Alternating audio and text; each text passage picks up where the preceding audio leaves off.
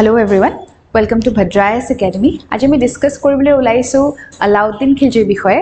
আলাউদ্দিন খিলজি বংশৰ প্ৰতিষ্ঠাতা জালালুদ্দিন খিলজিৰ ভতিজা তথা তেওঁৰ জোৱায়েক আছিল। কিন্তু আলাউদ্দিন খিলজিয়ে জালালুদ্দিন খিলজিক হত্যা কৰে আৰু তেওঁ নিজে ৰজা হয়, অৰ্থাৎ তেওঁ খিলজি বংশৰ ৰাজপাট আৰোহণ কৰে। এতিয়া আমি ডিসকাস কৰিবলৈ গৈ আছো আলাউদ্দিন খিলজিৰ বিষয়ে। এতিয়া আমি ভালদৰে চাম যে আলাউদ্দিন খিলজি কোন আছিল, তেওঁ কি ধৰণৰ কাম কৰিছিল। লিখিত আছে যে তেওঁ এজন কঠোৰ আৰু অসহিষ্ণু শাসক আছিল। ইয়াৰ লগে লগে তেওঁ কিছুমান উপাধি গ্ৰহণ কৰিছিল। সেই বিষয়ে আমি চাওঁচোন আহক। তেওঁ সিকান্দাৰী আজম নামৰ এটা উপাধি গ্ৰহণ কৰিছিল। কৃষকসকলৰ পৰা তেওঁ অতি কঠোৰ মাধ্যমেৰে ৰাজহ সংগ্ৰহ কৰিছিল, টেক্স কালেক্ট কৰিছিল আৰু এই যে ৰাজহ ব্যৱস্থা, সেই ৰাজহ ব্যৱস্থা এক কেন্দ্ৰীভূত ৰাজহ ব্যৱস্থা আছিল।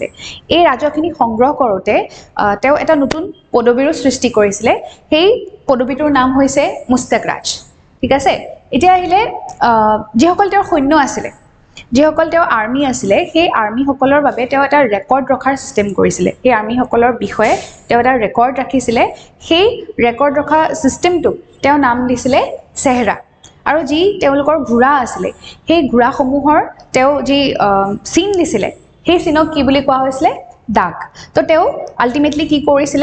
দাগ এণ্ড চেহৰা এই দুটা ব্যৱস্থাৰ তেওঁ প্ৰৱৰ্তন কৰিছিল। ইয়াৰ লগে লগে সৈন্যসকলক তেওঁ কি কৰিছিল?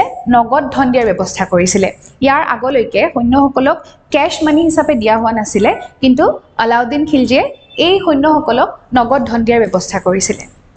বজাৰ মূল্যৰ বাবে দৈনিক প্ৰতিবেদন সংগ্ৰহৰ বাবে তেওঁ শাহানাই মন্দিৰ সৃষ্টি কৰিছিল আৰু ইয়াৰ লগে লগে এই বজাৰসমূহৰ যি কাৰ্যকলাপ আছে, তাত যি কাম হয়, সেই কামসমূহ নিয়ন্ত্ৰণ কৰিবৰ বাবে তেওঁ দিৱানী ৰিয়াসত নামৰ এটি বিভাগ গঠন কৰিছিল, এটা কমিটি গঠন কৰিছিল।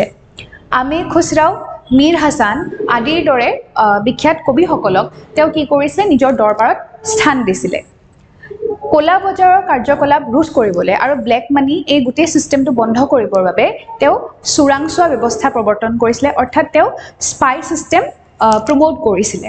তো আজি ভিডিঅ'টো ইমানতে আছিলে। যদি ভাল পাইছে তেতিয়াহ'লে অবভিয়াছলি আপোনালোকে আমাক জনাব পাৰিব।